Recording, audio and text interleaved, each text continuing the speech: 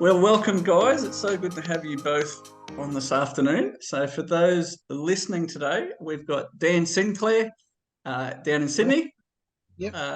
and Sam up in Brisbane in Augustine Heights. Hello. Yeah. So, I might just, rather than me talking, I'll just get you both just to introduce yourself first. So, Sam, would you mind just sharing a bit about well, obviously your name, what you do, where you're from, what you did before James? Absolutely. I'm Sam. I currently live in Augustine Heights in Brisbane in Queensland. I have an interior cleaning business and also a carpet cleaning business. I used to be a transport operations person. And also warehousing, did that for over 20 years and decided to move onwards and upwards with James. Awesome. Very good.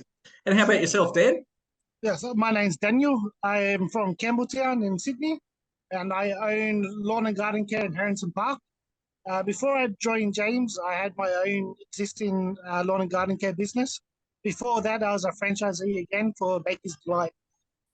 Great. Well, that's interesting. So you had your own lawn and garden business. Yes, yes. So what made you join a franchise like James? So at the time, my work was scattered all over Sydney. I was just running 45 minutes to an hour between jobs. I was finding it hard to get out market and hard to get new customers. So I started looking for help, and I came across the James Network, and I haven't looked back since. Awesome. Awesome. Yeah. So has your business changed at all? Yeah. You...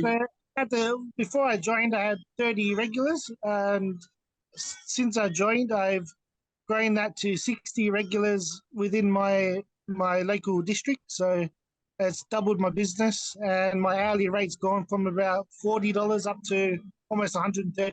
So nice. Well, that's what you want. Hey, that makes it. Yeah. So you're not traveling that much. You're sort of, we call it nesting. Yeah. So my travel now is 5 minutes at the max between jobs. So yeah. It's a lot better. Yeah. That's awesome. And so you were a baker in Baker's Delight. And I was, yeah.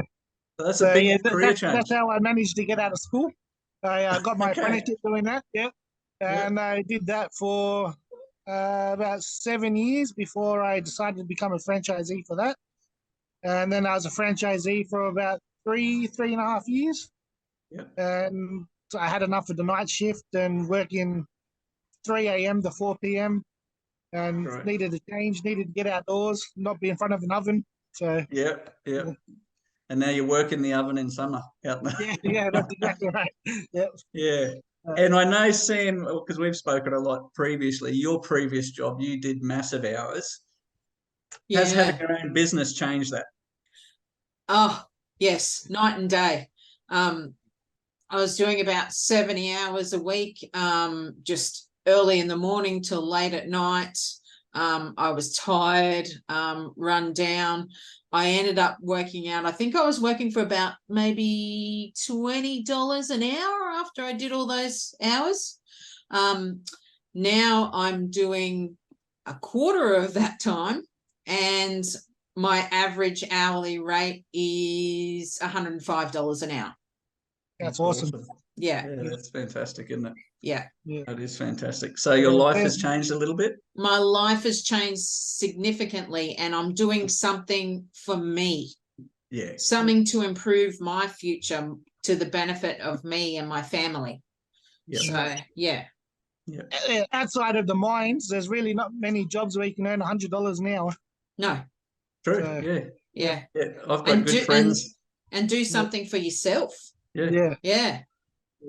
Yeah, it is good. It is really good. Yeah. So I guess what made you look at James? You know, there's all sorts of businesses out there you could have looked at. So what was the draw card, I guess, first for you, Dan? What made you inquire to James? Yeah, so as I said, I was looking for help, looking to expand the business, and having prior experience within a franchise, I knew all the pros and the cons of it, and the pros far outweigh the cons.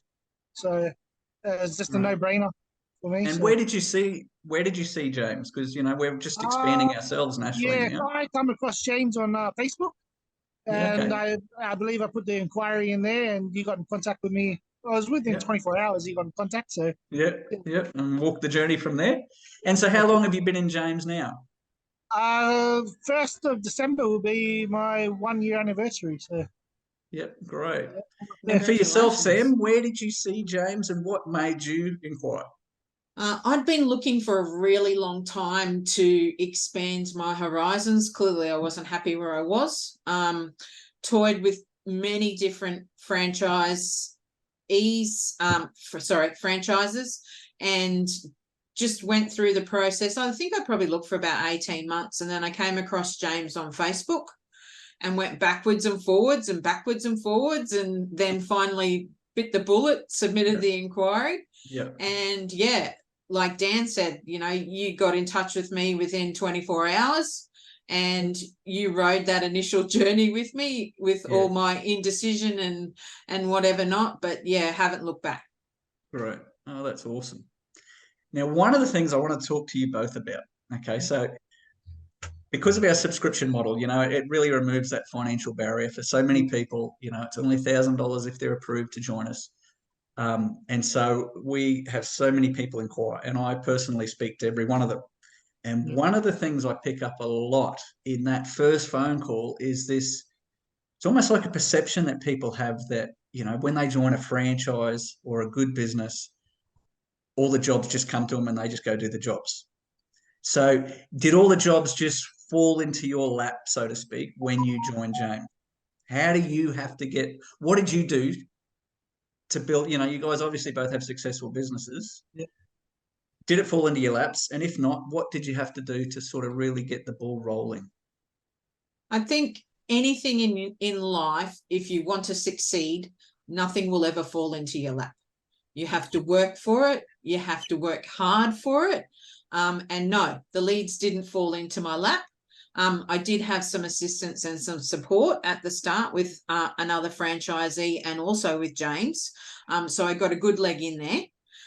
But yes, it's a lot of hard work, consistent, long, hard work, advertising, marketing, following up with your clients. It's constant. It's Yep. not something that just comes to you overnight. You have to work. Do any of that sort of stuff. How did you find out how to do that stuff? We go through, when we have all the pre-package and things like that, we go through all of that stuff and it's explained to us. But when we go into our training, we have the in-depth training and it gives you all the tools, etc., that you can use to establish and expand your business. And those tools, and if you use them in the right way and you use them consistently, you will succeed. Yeah, yeah. How about yourself, Dan? Did it all just fall into your lap? Did you miraculously wake up one day after joining James and have another 30 clients? No. You have to be proactive. You have to be out on the streets. We're a service-based business, so if the customers can't see you, they don't know about you. Yes. Yeah. So you have to be out there being seen. You have to be doing the letterbox drops, doing the Facebook posts, doing the various other types of marketing to be seen, and then they will come to you. Yeah. There's not many businesses out there where the customers will just come to you. Yep. Yeah. Every That's business right. needs to do marketing to get the customers to them. Outside of shop in the mall, shop in the shopping center, where the customers come to them, every business needs to do marketing to get the customers to them. So Yes. Yeah, that's right. Absolutely. Yeah. So I guess, well, firstly, for you, Sam, what's been sort of the highlights of the journey? What have you really enjoyed? Oh, so many. I've enjoyed and still enjoying the challenge that it constantly poses to me personally. I love my customer base. I have an amazing group of customers. And learning new things every day. And I've obviously learned a new skill with interior cleaning and carpet cleaning. And just how to grow and develop my business. I've, become quite an entrepreneur. Great. Awesome. Yeah. in such a short space of time. Still got a long way to go and a lot to learn, but yeah, I've embraced it, and yeah, that's probably the highlight and self-development for me. Yeah. Yeah. Awesome. How about you, Dan? What's been some of the highlights for you? For me, really, the highlights is one of the main reasons I joined is the support network. So before I joined, I was out there by myself. I had no support. No one helped me build the business. Now that I joined and I'm in the franchise, I have a business coach. I have support with other franchisees. I have you on my phone if I need to call you for help. It's just the whole network. Yeah. Yeah. Yeah. Awesome. Awesome. Well, I'll flip that question on its head now. So, Sam, Yep. what have been the tough things? What have you found tough in the business? Let's be honest, put it all out there. Yeah, absolutely. Driving myself constantly every day. Pushing myself. It's been a physical toll also, from going and sitting on my backside in an office for X amount of long time and then going out on the tools, doing the work. But that's also been, rewarding also. But yeah, I found the physical challenge quite a thing. And yeah, just learning new things. I don't see it as a challenge as such, but a journey, and and a learning process. But yeah, probably the physical part for me is the biggest one. Yep, yeah, I get that. Yeah. And how about for yourself, Dan? What have you found tough? I haven't really found too much tough. Every now and then we're only human, so might be a day or two where you're just not motivated. You got no work on for the day, and you look at your calendar and there's nothing there, and you just got to motivate yourself and push yourself to get out there. So that'd be one of the things. Yeah. That actually highlights a good point, because you're a lawn and garden business in Sydney. Yeah. Cold winter climate. Yeah. That's got to be tough at times, is it? It is. The seasonality of how do you try and sort your cash flow for the seasonality side of things? You got to put away the money away in the busy times. So during summer, you got to put away as much as you can. That way you can. That way it's there for winter. Yeah. But in saying that, winter can also be very profitable. A lot of businesses can make more in winter than summer, just because they got the bigger ticket jobs. So yes. Yeah. That's what I find in where I've had my businesses up here in North Queensland. You really sort of schedule those bigger jobs, don't you, for winter? And at least in North Queensland. I call it banking jobs. Yeah. So during summer, if somebody asks for something and it's coming up to the end of summer, you just bank that job away. That way you got that there for winter. So Yeah, no, that's good. Another thing that comes up when I'm talking to a lot of these people in that first phone chat, or when they're first trying to find out a bit more about the business, one of the key concerns people have is we have what's called a protected area as a franchisee, or an exclusive territory. And the concern a lot of people have is that could that restrict you? Does that restrict you? I guess for you both, have you found it restricting having a protected area? For me, I haven't, no. I haven't found it restricted at all, because you got your protected area, which, from what I understand, it averages out to about 3,500 houses per area.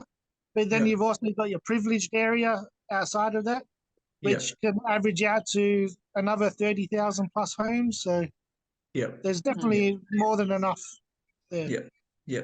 I guess I'm really interested, honestly, to hear Sam's perspective, because Sam is in a unique part of Australia where we have just had so many people join us over the last. It's awesome. In the southwest side of Brisbane, we've had dozens of people literally join us. So, and I think honestly we're at sort of capacity in your area for some time.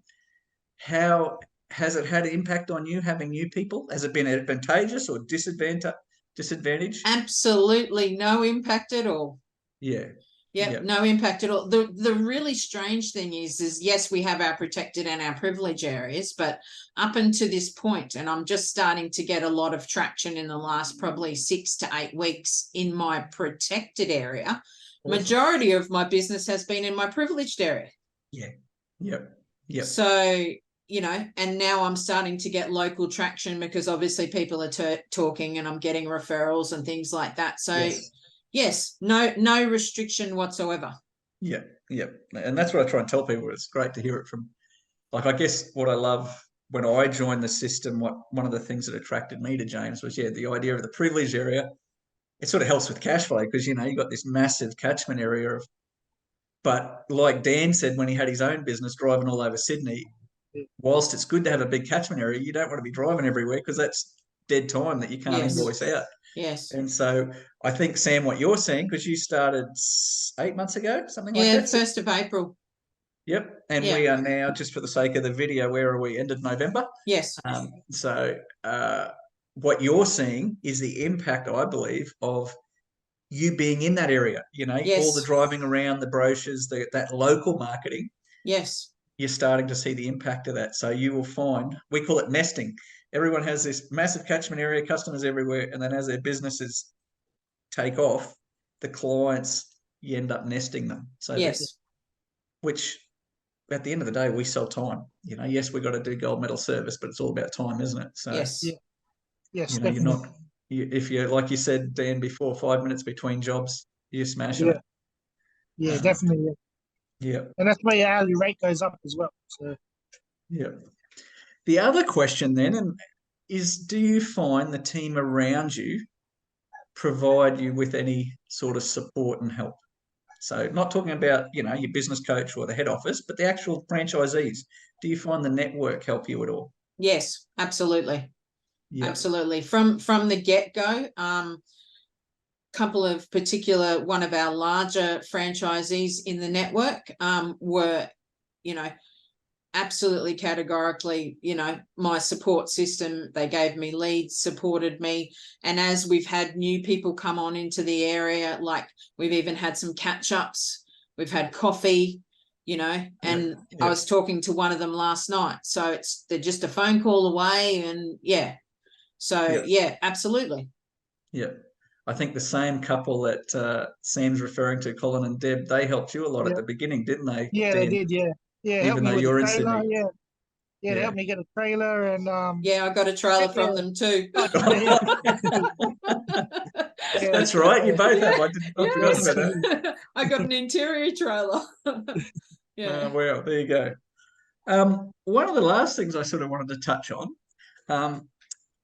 So in a franchise, in most franchises, whether it's James or another one, we have all these different businesses like lawn and garden, cleaning, etc.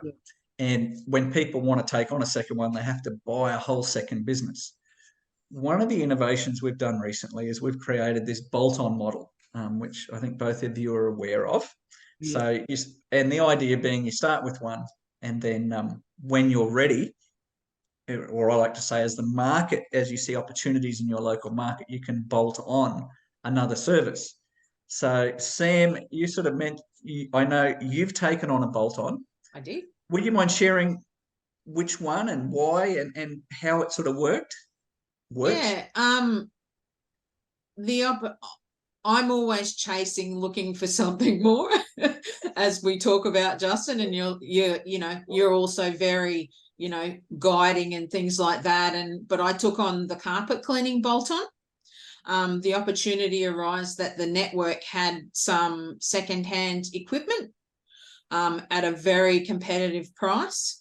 And it seemed like a logical transition based on the interior cleaning that, with Bond Cleans and I have an existing customer base of interior cleaning, that it seemed logical to do carpets. Yep. And it's actually I took that on about 3 months ago, and it's really starting to get its legs now. Awesome. Yeah. Awesome. Yeah.